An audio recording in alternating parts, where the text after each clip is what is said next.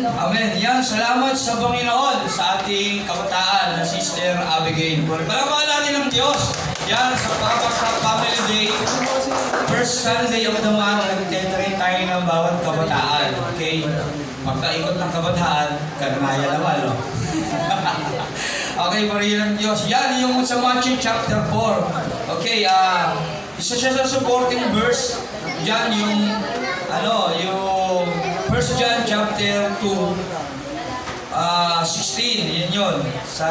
Yung isa sa mga binanggit si Sister Abigail, sabi ron, 1 John chapter 2, verse 16. Ang lahat ng nasa sanlibutan, ang masasamang nasa ng laman. Yung tinanong niya kanina, yung tatlong bagay. Ito yun. 1 John chapter 2, verse 16. Ang lahat ng nasa sanlibutan, ang masasamang nasa ng laman. Ang nasa ng mga mata at ang pagmamalaki sa mundong ito ay hindi nagmumula sa Ama, kundi sa sanlibutan. Amen. Kaya huwag natin mahalin ang mga bagay na sa sanlibutan. Okay? Amen? Sige, palitan natin battery na ito. Kasi yung orange. Okay, palitan na natin.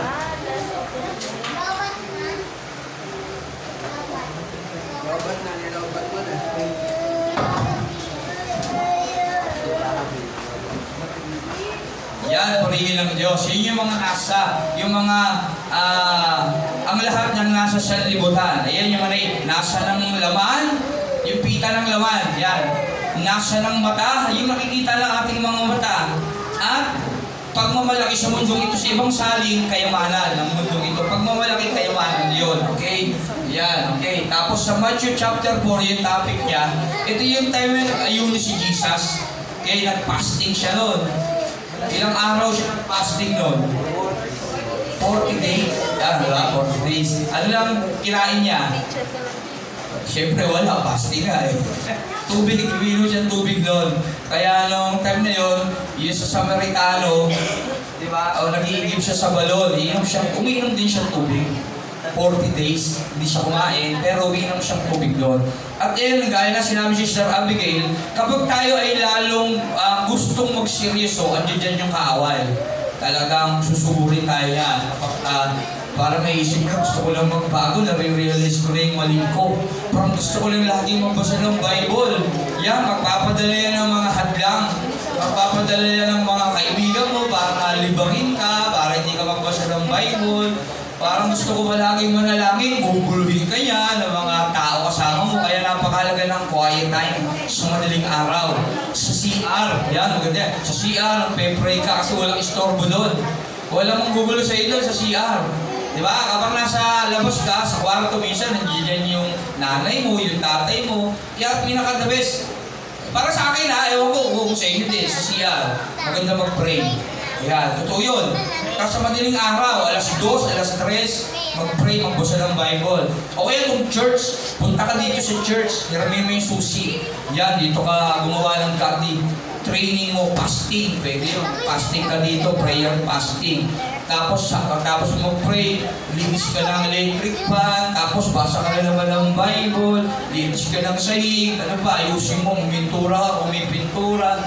O di ba, habang nagpa-fasting ka, nakikipag-ugnayan ka sa Diyos, gumagawa ka na. Gawin mong busy yung sarili mo, kayo magpa-fasting, magpe-pray. Tapos magpe-Facebook ka, ay ano ba naman yan? Ano na yung mundo ngayon? Meron na naman yung China, kukulit na, tatalimang ka na naman ka. O gano'n, parang bakit kailangan godly training. Kaya punta kang church. Magdasal ka rito, magbasa ka ng Bible, awit ka ng papuri, tapos maglinis ka ng mga dapat mong linis. Yun yung magandang bagay na dapat gawin. So Jesus naman, fasting siya nun, at yung time na yun, siyempre gutom siya nun eh. Gutom ka na nun. Tinukso siya ng kaaway. Kaya pag binasa mo yun, Matthew chapter 4, verse 1 to 10, sabi doon, pagkatapos si Jesus ay dinala ng Espiritu sa ilang upang tuksuhin ng Diablo, tapos siya lang mag-fasting nun. Siya ay nag-ayuno, sabi rin sa 2. Sa loob ng 40 araw, biruin mo 40 days, hindi siya kumain. At 40 gabi, kaya siya ay nagutom. Tapos pagkatapos yun, dumating ang Diablo at sinabi sa kanya, kung ikaw ang anak ng Diyos, gawin mo ngang tinapay ang batong ito.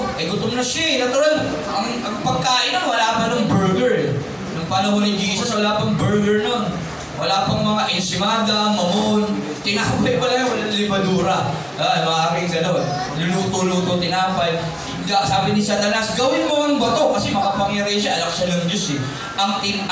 Gawin mo ang tinapay, ang batong ito. Baligtad pa ako, gawin mong bato ang tinapay, wala palang gano'n. Baka hanapin niya sa Bible. Gawin mong tinapay ang batong ito. Kung ikaw ang anak ng Diyos, gawin mo ang tinapay ang batong ito. Sabi ni Satanas.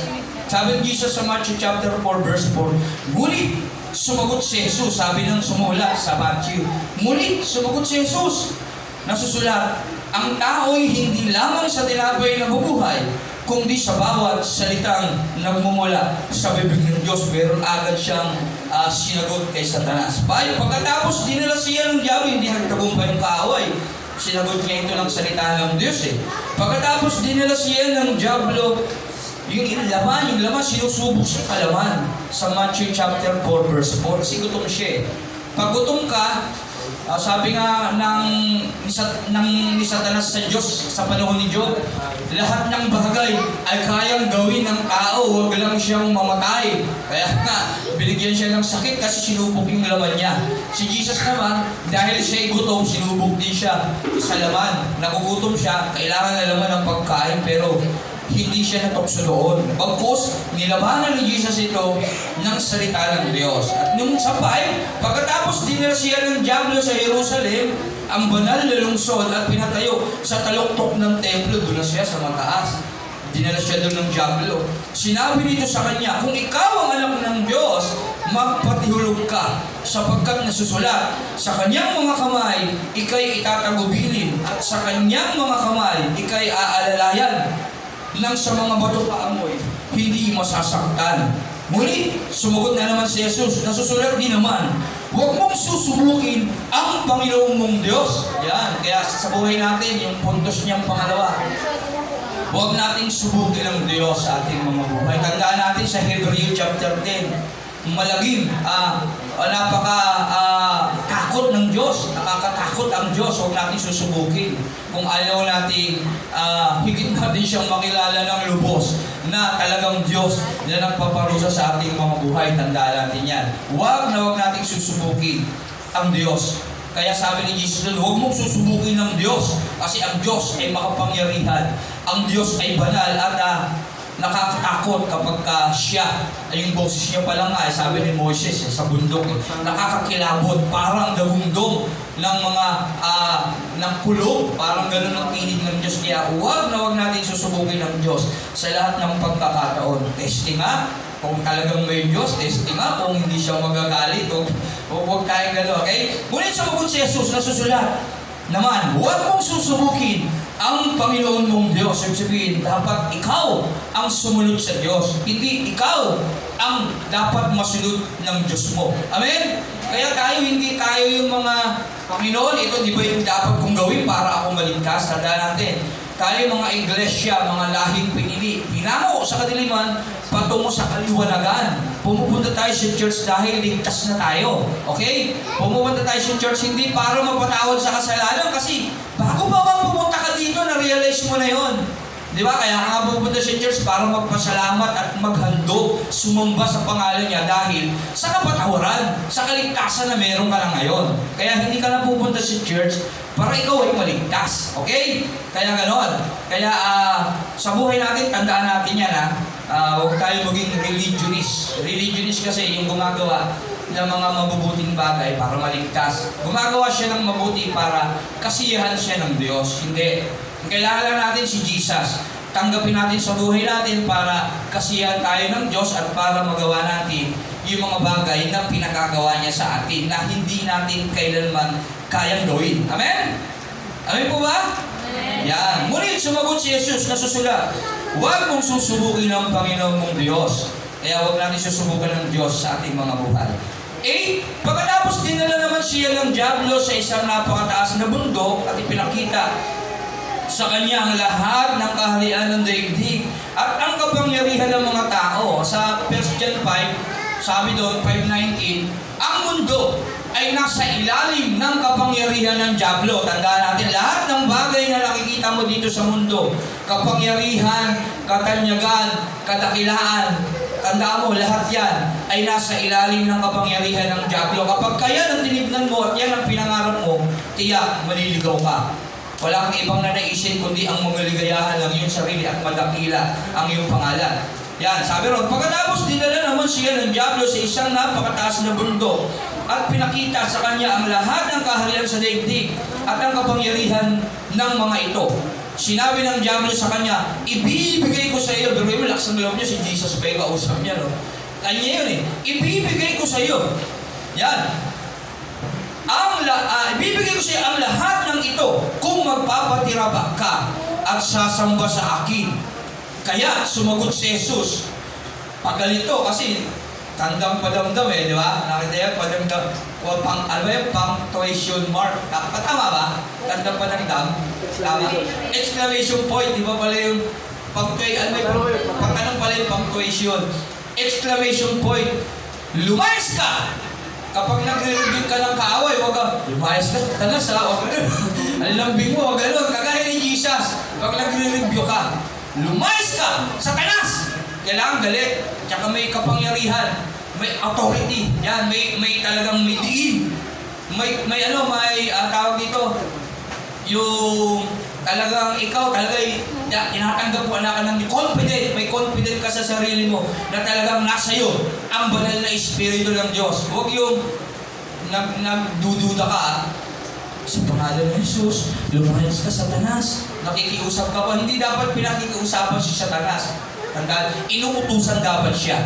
At dapat ang pag-utos sa kanya merong kapangyarihan. Amen? Kaya may exclamation point. Tama ba? Yeah. Ba't yung pang-question tandang pananong? Yung pala yun. Sorry. Okay. Ang bigkas nito, ganito. Lumayas ka, Satanas! Sapagkat nasusulat, ang Panginoon mong Diyos ang dapat mong sambahin at siya lamang ang dapat mong paglikuran. Yeah? Kaya pagka magbabasa yung Bible, dapat titignan niyo rin yung mga ano ba tawag yan sa Tagalog? Tandang, padamdam, mga gano'n, tandang, mga tanda. Mga gano'n, yan. Basta ayun na yun. Okay, mahirap tayo sa sa Pilipino eh. Hindi natin alam yung gano'n. Kunti lang, okay? Kaya yun, kapag nag-review ka, tandaan mo kasi sa kanina, di ba? Nakita doon yung tinapakan ng paa. May kapangyarihan tayo bilang anak ng Diyos. Okay? I-review natin. At huwag na tayong hayaan na laruin lang sa Satanas. Okay? Si Jesus hindi pumayag na utusan siya ng Diablo, biruin mo. Huwag mong susubukin ang Diyos mo. Diba? Ang Panginoon mo.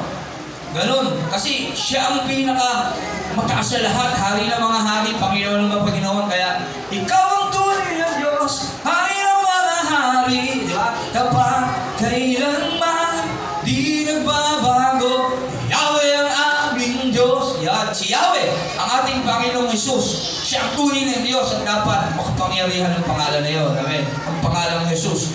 Na lahat ng tuhod ay luluhod. Kaya hindi nyo pwedeng utusan yun. John 17:11 and 12. Pangalan ng Ama yun. Taglay ni Jesus Christ. Ano ako? Hello? Kung ikaw si Jesus yun. Ano? Satanas? Hello? Ako si Jesus? Anak, nagkataas-taas ang Diyos. Basahin mo yung John 17:11 and 12. Binigay sa akin ang pangalan ng Ama. Na nasa sa akin, uutusan mo ako. Amen? Dapat gano'n yung konsepto ng isip mo kapag sa kaaway. Lalo na kapag nakikita mo, mukhang nilalaro ko ng kaaway. Parang inuutusan ako nitong mag-TikTok na lang. Imbis na magbasa ng Bible Imbis na yung TikTok ko, word of God, kending na gano'n eh. Diba? Mukhang nilaloko na ako, napapagano'n ako Kaya, i-review ko mo na yun. Sa pangalan ni Jesus, inuutusan kita Satanas. Dapat gano'n, may kapangyarihan. Kapag nag-review, kapag nararamdaman mo na, medyo napupuyat na ako hindi na ako nagbabasa ng Bible Iba na yung pinanonood ko, puro vlogger na lang palagi mga ganon. Okay, games ka na. Hindi ko na mapigilan yung aking mga kamay. Mukhang minamanipula na ako ni Satanas. Hindi na, pindot-pindot pa. I-review mo na yun. May kapangyarihan ka. Nakapakan ang Diablo sa iyong mga paa sapagkat ikaw ang anak ng Diyos. Amen? Mga lahing pinili, grupo ng maharlikang pari, isang bansang nakalaan upang magpahayag ng kamanghamanghang bagay na ginawa ng Diyos. Bayan pag-aari ng Diyos, hinango ka na patungo sa kanyang kahangahangang kaliwanagan. Amen? Kaya dapat may kapangyarihan ka apakan ang diablo at hinintulot na ng Diyos sa buhay natin. Yun. Kaya huwag na tayong makikinig sa kanyang mga tukso. Huwag kang magpapadaya sa kanyang mga panlilinlang sa kaisipan. Kasi ang nasa sa libutan, nasa ng laman. Pita ng laman. Yan, yung laman natin, yung mga pangangailangan. Ay, kailangan ko kapag nitong edad, dapat maganda yung cellphone, iPhone. Tama? Kaya kikipirin mo yan, pati yung church. Hindi ko bumibigay kasi nag-iipon ako pag galing iPhone. Yan. Yun, mali na yun. Okay? Yung mga bagay na humaharang para paglingkod ng Diyos, huwag mong hahayaan sa buhay mo yun. Dapat kagaya tayo ni David. Kung paano gumagalang ng lubos sa Diyos, nasa isang type na orange. Kung paano tayo gumagalang ng lubos sa Diyos. Amen. Yan, purihin ng Diyos. Yan, salamat sa Panginoon. Purihin ng Diyos. Yan. Igalang natin palagi ang Diyos kagaya ni David. Hindi siya perfecto, katulad din natin siya na nagkakasala. Si David, matindi pa nga, nangalunya siya At pinagnasaan niya yung kasawa pa nung kaibigan niya na nagtatanggol sa kanya nung panahon na hinahanap siya ni Solomon. Ni Solomon tuloy, ni Saul. Naging Saul. Yung lagi niyang katabi sa kanyang kamay yan. Kumbaga kaibigan niya yun. Inahas niya yung asawa noon. Yun ang istorya ni David. Kaya kapareho din natin siya. Kaya lang, iba talaga si David. Ang tingin niya sa Diyos talagang napakataas. At nung siya'y nagkasala, hindi na siya nagkatuwiran pa, nagdahilan pa. Ang sabi niya, nagkasala ako sa Diyos. Hindi na siya nanuro ng tao. Lord, kasi po, hindi ko naman talaga gagawin yun. Inudyukan lang. Hindi gano'n, kagaya ni Adan, hindi siya kagaya ni Adan. Kasi po, Panginoon, yung babaeng binigay mo sa akin Diba buwan niyo yun, yung pagkasala ni Adan? Hindi niya na lang tinanggap, Lord, sorry, dapat ako yung pastor niya Ako dapat yung masusunod, patawad ko, Panginoon. Kaya mo, bubugin ko na lang to. Si Eva, sikmuraan ko na lang, diba? Pwede naman yun Pwede niya naman gawin yun At least yung Panginoon, okay, inamin mo. Maawain ng Diyos Tama? Sikmuraan mo na lang ito, Panginoon. Pakita ko sa inyo, talagang hindi ko nagustuhan yun. Pwede naman Pero baka hanapin sa Bible, wala yan Kung lang. Kumbaga para lang aminin mo lang. Kasi tayo may hilig sa ganun Pag nagkasala, tuturo pa natin yung iba. Maghahanap pa tayo ng kakampi. Tama, ganun tayo Di naman sila Adan, yung nagkasala sila Eva, ako na nilang ginawa, nakita nila hubad sila, gumawa agad sila ng damit na galing sa dahon para takpan yung kanilang sarili. Ayun ang natin, kailangan meron agad tayong gagawin Hindi muna tayo magsangguni sa Diyos. Dapat sa Diyos muna, kagaya ni David, nagkasala siya. Wala siyang iba, ang gagawin ko? Wala siyang ibang Basta inamin niya agad yung nalaman niya, nagkasala ako sa Diyos. Dapat gano'n, sa Diyos ka na agad, luhod at magbalik loob. Sa ganun paraan, kaluhuran ka ng Diyos. Amen? Kaya ganun. Pag tayo nagkasala, kagaya ni David, aminin natin, yung ating kaisipan dapat maging kagaya niya na napakataas ang tingin sa Diyos. Yan, ganun kung paano nais ng Diyos sa paglingkuran. Kaya huwag natin pasusunurin ng Diyos. Kagaya ni Satanas. Ibibigay ko sa iyo, tutoksuhin mo ba yung kanya na nga lahat yan, sa totoo lang Okay? Ibibigay ko sa iyo lahat yan, magpatira pa ka. Huwag. Hindi gagawin ng Diyos yun. Hari ng mga hari, Panginoon ng mga Panginoon, hindi pwedeng mangyari yun. Okay? Kaya tayo, bilang mga anak ng Diyos, huwag nating hayaan na utusan tayo ng diablo. Huwag natin siyang susundin yung mga bagay na alam na natin. Minsan, nalililing niya tayo, pero huwag tayo magpapatuloy doon. Huwag tayo magiging alipin ng kasalanan. Kaya nga sabi nga ni Pastor Eddie madalas, ang mga Christian, minsan natutumbayan, nananakdown. Lang, hindi yun nananakaut. Kaya hindi yun na nagpapatuloy. Kundi pag na-lockdown niyan, babangon yan, kagaya ni David, nagkasala ako sa iyo at kailangan ko ang kapatawaran mo, ang lakas para magpatuloy ako. Ganoon. Kaya kailangan lagi tayong babalik sa Diyos at dapat lagi nating iniisip na tayo yung mga anak ng Diyos upang hindi na tayo manipulahin at utusan ng dyablo. Yan. Kaya sumagot si Jesus, lumayas ka, Satanas, sapagkat nasusulat, ang Panginoon mong Diyos ay dapat mong sambahin at siya lamang ang dapat mong paglingkuran. Kaya, huwag natin bibigyan ng kapangyarihan ang dyablo sa ating mga buhay. Kaya yung puntos ni Sister Abigail, yung tatlo, number 1 yun, sabi doon. Yung number 1, yan, the Word of God is the source of life. Dahil yung salita ng Diyos, yun lang ang makakapagbigay ng buhay sa atin, maliban doon. Wala nang iba. Kaya wala tayong dapat pagbigyan ng ating buhay at sundin kundi ang Diyos na dapat natin dakilain kung paano dinadakila ni Haring David ang ating Diyos. Dapat ganun din tayo na ganoong kataas ang pagtingin sa Diyos. Yan. Number 2, the devil is the true deceiver. Yung dyablo kasi, yung manlilin lang. Kaya sa bawat bagay na nagagawa mong negatibo, asahan mo na, dyablo ang may gawa doon. Kapag ka Diyos, hindi ka kasi bibigyan ng mga negatibo ng Diyos, puro positibo yan. Kahit nahihirapan ka, nakangiti ka pa rin yan. Kahit galit ka na, nakangiti ka pa rin. Meron ba galon? Meron, parang mahirap galit na nakangiti. Hindi, magagalit ka rin pero hindi magtatagal. Hindi magtatagal yung galing mo, mawawala yan. Yan, okay? Number 3. Dali number 3. Ay, ito na yung sa ilalim niya, sa ilalim ng number 1. Yun. Yan. Tapos, yung number 2, points number 2 na. Points number 2 na lang. Do not overpower God's way. Ano ba sa Tagalog niya, Brother Joshua? Yan. Huwag mong panguhulaan ang gawa ng Diyos. Yun nga sinasabi natin. Huwag tayo maging religionist. Yun tayo ang gagawa ng mga bagay na gustong ikasiya ng Diyos. Tayo dapat ang susunod sa Diyos. Kasi ang Diyos nagbigay ng kautusan. At yung utos na yun ang dapat nating sundin. Huwag tayo ang gagawa ng sarili nating utos na isasabihin natin sa Diyos na kaluluguran niya. Kagaya ngayon ng mga relihiyon. Gumagawa sila ng mga kautusan na wala sa Bible. Na ipinapanukala nilang ito ang dapat sundin at ito ang tama. Gaya ng pag-appoint ng mga banal na tao, ng mga saint na tao. Wala sa Bible nun. Walang nakalagay sa Bible na pag may namatay na nagtatrabaho sa simbahan, tayuan nyo ng rebulto at pwede na kayo manalangin sa kanila. Walang nakalagay nun. Ngayon ang tao, makulit. Dahil alam nila, siguro ito, parangalan natin itong tao na to.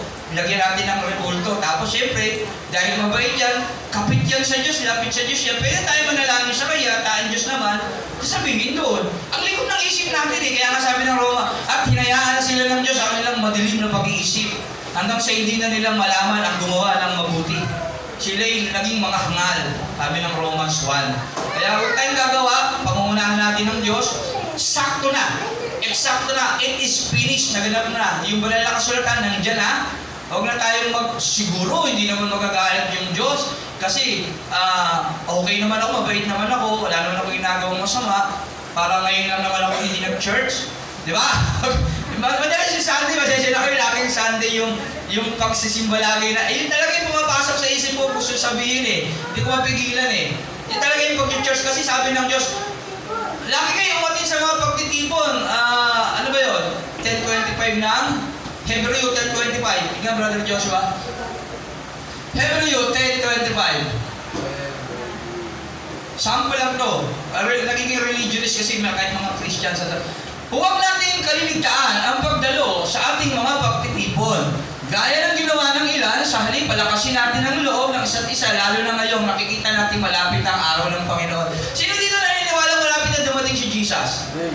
Lahat, amen. Sino dito naniniwala malapit ng magunaw ang daigdig? Amen. Bagamat alam natin na isang taon ay 1,000 taon sa atin.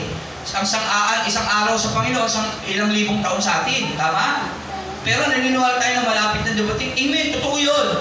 Pero lahat tayo nag-amen, wala tayong ginagawang effort. Ano ginagawa natin?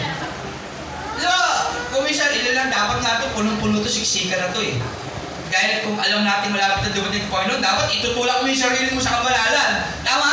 Kasi malapit yung judgment day na, patay na, yan na, dadating na si Jesus, anong gagawin ko? Papakabuti na ako, punta na ako sa church palagi, makikinig ako kay pastor. Pero tignan niyo yung church natin. Konti lang ng bangko, nasa 27. May puwang pa siya. Tama po ba? Wala tayong effort. Bagamat alam natin, ang tawag doon religion. Hindi tayo gumagawa ng pinagagawa ng Diyos sa atin na magsiparito kayo. Lahat. Sa kasalan, dumalo kayo sa kasalan, nag-i-invite na yung hari eh. Tinawag niya na yung mga lingkod niya, pumunta ka sa lansangan, tawagin mo yung mga tao, yung lingkod naman ng Diyos, punta na po tayong church, makinig tayo ng salita ng Diyos, kumain na tayo ng spiritual, hindi lamang sa tinapay ng buhay ng tao, hindi sa bawat salitang lumalabas sa bibig ng Diyos. Punta na po tayo sa church, tayo naman, hindi natin pinapakinggan yun. Bagamat, amen, alam natin na malapit na yung paghuhukom, alam, hindi natin pinagsisiksikan yung sarili natin sa Diyos. Tama? Hindi yun yung nangyayari. Kaya, ang tawag doon, religionist man. Ikaw ang gumagawa ng mabuti sa sarili mo. Ikaw ang gumagawa ng bagay na sa palagay mong kaluluguran ng Diyos. Religion, tawag doon. Paggawa ng mabuti gamit ang sarili niyang kakayahan, kaalaman. Kakayahan, kaalaman. Yan. Tawag doon religion. Kaya tayo hindi tayo religion. Meron tayong personal na relasyon sa Diyos. Bakit? Tinubos na tayo ng dugo ni Kristo. At si Jesus Christ, yung reliyon na tinanggap natin sa puso natin. At hindi yung sekta. Hindi yung mga mabubuting gawa natin. Kundi si Kristo lang nabubuhay sa atin, na gumagawa ng mabubuti para sa atin. Tandaan natin yan. Ganon. Yan. Huwag natin kaliligtaan. Tandaan natin, inutos na yan ng Diyos. Tapos na. Sinulat niya ng banal na kasulatan gamit yung mga lingkod niya. Lahat ng pagtitipon, alam ng Diyos yan. Kung sino sa atin yung talagang available at kung sino sa atin yung mga talagang hindi naman hinihitulot din makapunta. Alam niyo yun, hindi naman natin din madadaya. At ang Diyos naman, hindi naman din masyadong bagamat istrikto ang Diyos, hindi siya inaakala natin pag gumawa ka ng masama, paparusahan ka agad. Hindi naman gano'n. Hindi naman gano'n ang Diyos, kagaya din natin. Pero ang gustong maisip ng Diyos sa atin, na dapat marunong tayong ma-appreciate natin lahat ng mga bagay na dapat nating malaman, na dapat nating gawin sa ating mga buhay. Kailangan makita ng Diyos sa atin kung paano na tayo gumagawa ng parang para sundin siya sa lahat ng pagkakataon sa buhay natin. Pero ang Diyos napakabuti, maibigin, mapagpatawad. Tandaan natin yan. Kaya huwag natin susubukin ng Diyos sa lahat ng pagkakataon. Dahil siya ay mabuti, sasamantalin natin yung kabutihan niya. Huwag. Pagsisisiyan natin yung pagdating ng araw. Ipagpasalamat natin na binigyan niya tayo ng pagkakataong mapakinggan ang kanyang mga salita. Kagaya ngayon, di ba? May mga pinipili siyang tagapagturo, naghahayag. Pakinggan natin yun. Binigyan tayong pribilehiyo ng Diyos. At isipin natin yan palagi, ipagpasalamat natin yan na hanggang ngayon sa buhay natin, kahit ang tigas ng ulo natin, paulit-ulit tayong pinaparinggan ng Panginoon ang kanyang salita gamit yung mga maiingay niyang mga lingkod. Okay? Maramihan sa mga pastor, maiingay talaga yan eh. Masasakit magsalita sa mga ginagamit. Bakit? Kasi walang ibang ituturo yan kundi salita ng Diyos na masakit talaga. Ang salita ng Diyos ay buhay at mabisang matalas sa alinmang tabak na magkabilang talim. Kaya masasaktan kayo pagka Word of God ang pinag-uusapan. Amen? Kaya yun, huwag natin gagawin ang mabuti, ididikta natin sa Diyos. Lord, eto po di ba yung mabuti? Ang galing ko, di ba? Ito yung ginawa ko. Di ba okay ito? Hindi ganun ha. Andiyan na ang kautusan, babasahin mo na lang sa Bible. Yun ang susundin mo. Yun ang dapat. Pero hindi mo masusunod yan kung hindi ka nagpapasakop sa ating Panginoong Hesus. Kaya napakahalaga ng pagtanggap sa ating Diyos na buhay, ating Panginoong Hesus ng totoo. Pagsuko, Roma 12:1, pag-aalay ng buhay bilang banal na handog buhay at kalugod-lugod sa Kanya. Pag sinabi mong inalay mo, binigay mo. Noong panahon ng Old Testament, ang alay, sinusunog, pinapatay. Kaya kapag ikaw nag-alay ng buhay kay Kristo, pinatay mo na yung sarili mo bilang ikaw. Sabihin, hindi na ikaw ang masusunod sa buhay mo. Yung gusto mo, hindi na dapat masunod yan. Kaya yung gusto mo, natural na hindi dapat yan masunod. Kaya huwag matigas ang ulo natin. Pag sinabi ng Diyos na hindi pwede, hindi talaga pwede, huwag mo nang pilitin. Gagamit yan ng tao para turuan ka, makinig ka na lang. Huwag ka na magdahilan. Gayahin natin si David. Di ba? Lagi sumusunod. Kaya si Saul. Si King Saul, kahit papatayin siya, sumusunod siya eh. Basahin niyo yung Kings. Si David, hinahanap siya ni Saul para patayin, pero hindi niya magawang patayin si Saul. Maraming beses niya nang pwedeng gawin. Hindi. Kasi turo niya kay Saul, hari niya. Kahit na ginagawa siya masama, kasi tinalaga ng Diyos yun para pamuluan siya. Kaya hindi niya pwedeng galawin ang pinili ng Diyos. Ganun din sa buhay natin ngayon. At kung meron ng pagkukulang yung mga lingkod ng Diyos, ipagpasa Diyos natin, ipag-pray natin sila. Yan na. At huwag kayo mag-alala kasi ang Diyos ay gagawa ng paraan. Kapag hindi na talaga kalugod-lugod ang isang leader, tatanggalin niya kagaya ni Saul. Ano nangyari kay Saul? Tinanggal niya rin si Saul, kaya nga naging hari si David. Ganun yan. Kaya magtiwala lang tayo sa Diyos na ating dapat sundin sa lahat ng ating buhay. Huwag lang tayong makikinig, magpapanipula sa gawa ng kaaway, kagaya ng tagpo sa Matthew chapter 4. Tinukso niya si Jesus, magpatira pa ka sa akin, tapos magpatihulog ka, hindi naman sumunod si Jesus sa kanya. Bakit? Kasi dapat ikaw ang dapat sumunod sa Diyos. Tayo, ano tayo? Anak tayo ng Diyos, mga lahing pinili, grupo ng mahalikang pare, kaya hindi tayo dapat susunod sa dyablo. Dapat yung dyablo, inaapakan natin. Kagaya nung picture. Ano mga parang Diyos yung picture kanina, yung inaapakan yung ahas. Sabi yun. Ayun o, Luke 10:19, binigyan ko kayo ng kapangyarihan tapakan ang ahas at mga alakdan at daigin ang lahat ng kapangyarihan ng kaaway at walang makakapanakit sa inyo. Yan, tandaan yan. Meron tayong kapangyarihan kasi mga anak na tayo ng Diyos ngayon. Itinuring na tayong anak ng Diyos. Kaya kanina, yung kanta kanina, ang sarap awitin nun eh. Tinuring mong anak, ano ba yung tono nun? Kami iyong anak, diba? Hindi kami karapat-dapat, ngunit buhay mo ay iyong inalay. Sa kabila ng lahat, ako'y tinanggap. Mali ako ba? Tinawag mo kami iyong, wow! Ang Diyos na hari ng mga hari, Panginoon ng mga pagkala, napapanggit tayong linis, napapanggit ako, gusto ko lumuhay. Pinipigil ko lang, naluha nga konti lang eh. Oo, pinipigil ko lang, pero gusto kong lumuha pagka naririnig ko yung, wow! Pero yung isang Diyos na mga pangyarihan, pinili ka bilang anak. Isang malaking karangalan dapat magbunyi ka kahit ikaw ay mahirap. Punong-puno ng sakit at karamdaman sa buhay mo, ikaw na bilang ang masamang tao na sa palagay mo na nilalang ng Diyos. Pasalamatan mo ang Diyos kasi pinili ka niya. At hindi ka lang niya basta pinili, tinawag ka pa niyang anak. Amen? Maruhin pa lang natin ang Diyos. Kaya tayo mga lahing pinili. Tandaan natin yan, hindi tayo yung mga sinabi ng Roma, sinayaan na sila ng Diyos sa kanilang mga madilim na pag-iisip. At basahin nyo na doon kung bakit ang hindi nagawa nila. Basahin nyo na lang sa Romans chapter 1 kung sa inyong mga tahanan. Basta isipin nyo ngayon, ang tinig ng Diyos kapag narinig mo ang iyong puso, huwag mong patigasin hanggat ang araw ay matatawag mong ngayon. Yeah. Kasi bakit? Napakasarap ang isang taong tinanggap ng Diyos bilang kanyang anak.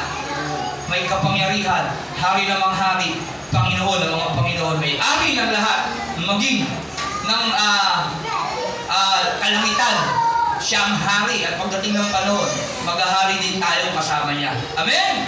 Palakpakan natin ang Diyos sa kanyang lahat ng papuri at pasasalamat. Purihin ang ating Panginoong Hesus. At sa pagpapatuloy sa umagang ito, tayo ay aalala ng kanyang pagliligtas sa atin. Amen? At inihiling ko na dalhin dito yung tinapay at saro. Yan. Kung meron tayo mga Biblia, makibukas tayo sa aklat ng Unang Korinto, chapter 11, verse 23.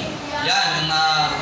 Ang palalahapunan. Ito ay alalahanin natin ng Diyos sa pagliligtas niya. Ginagawa natin ito every first Sunday of the month. Ngayon, gagawin natin siya pag-alala sa pagliligtas sa atin ng ating Panginoon. Yan, purihin ng Diyos. At niligtas niya tayo, tinawag niya tayong anak. Talagang sa Kanya ang lahat ng papuri at parangal sa kanyang dakilang pangalan. Sa pagtanggap natin ito, kailangan natin manalangin sa kanya na pasalamatan siya. At syempre, bago natin ito tanggapin, hingi tayo ng tawad sa ating mga pagkukulang para mas higit na maging kalugod-lugod tayo at karapat-dapat sa pagpapasalamat. Kasi sabi ng Isaiah 59, ang inyong mga kasalanan dahilan kung bakit hindi ko kayo makita. Kaya paano maririnig ng Diyos yung ating pasasalamat kung tayo'y marumi, yung ating isip, ang ating puso. Kaya marapat lang na hingi tayo ng tawad sa Panginoon.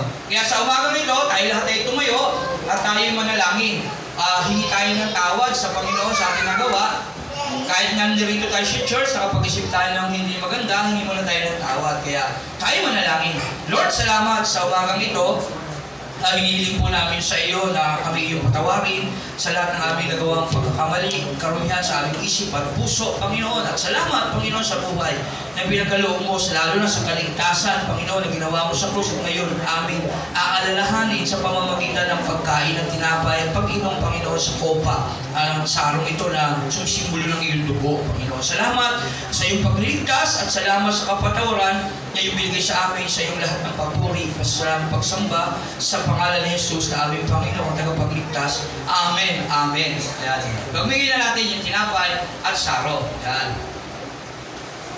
Ang lahat ay kumuha ng saro at tinapay at sabay-sabay natin itong gagawin pagkalit pamahagi na ang lahat sa bawat isa. Amen.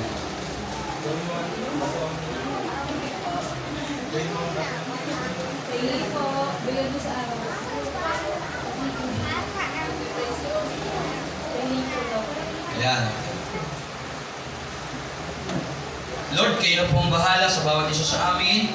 Papalinisin mo aming isip at puso, Panginoon, ang aming karumihan. At salamat sa pagliligtas na yung pinagkaloob sa amin, sa iyong katawan, sa iyong dugo, Panginoon, sa krus. Napakabuti mo. Kaya sa kabila ng lahat, Panginoon, di kami karapat-dapat, pero tinawag mo kaming mga anak. Kaya ngayon, patuloy kami sa iyo'y magpaparangal at magpupuri. Alalahanin, Panginoon, palagi ang iyong pagliligtas na ginawa mo sa krus sa aming mga buhay na ito, Panginoon. Purihin ka, Panginoon Jesus.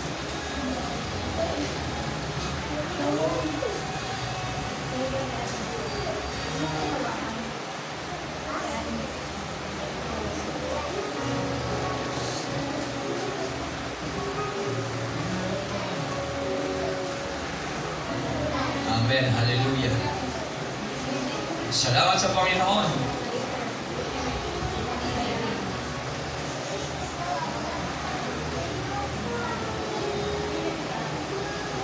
Di pamahagi na, sabi sa kanyang salita sa aklat ng unang Korinto chapter 11 verse 23, ito ang katuroang tinanggap ko sa Panginoon at ibinigay ko naman sa inyo.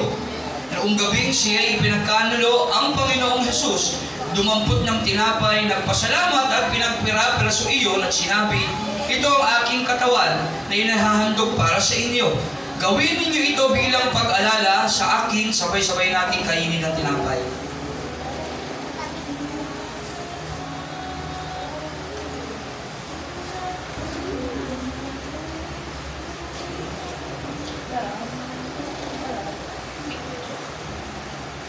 Salamat, Panginoong Jesus, sa iyong katawan na nabayubay sa krus. Matapos maghapunan, dumampot din siya ng kopa at sinabi, ang kopang ito ay ang bagong tipan ng Diyos na pinagtibay ng aking dugo. Tuwing iinumin ninyo ito, gawin ninyo ito bilang pag-alala sa akin. Sabay-sabay natin inumin.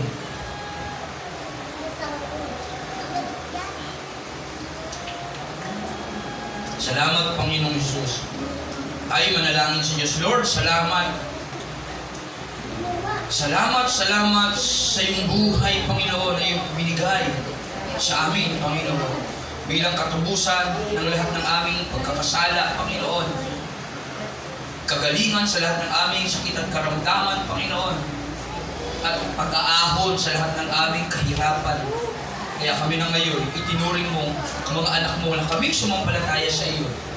Sa iyong lahat ng parangal at papuri sa nag-iisa mong ngalan, aming Panginoong Isus, aming tagapagligtas. Amen. Palakpakan natin ang Panginoon. Sa Diyos ang lahat ng papuri at pasasalamat. Purihin. ang Panginoong Jesus. Okay, pakiano na.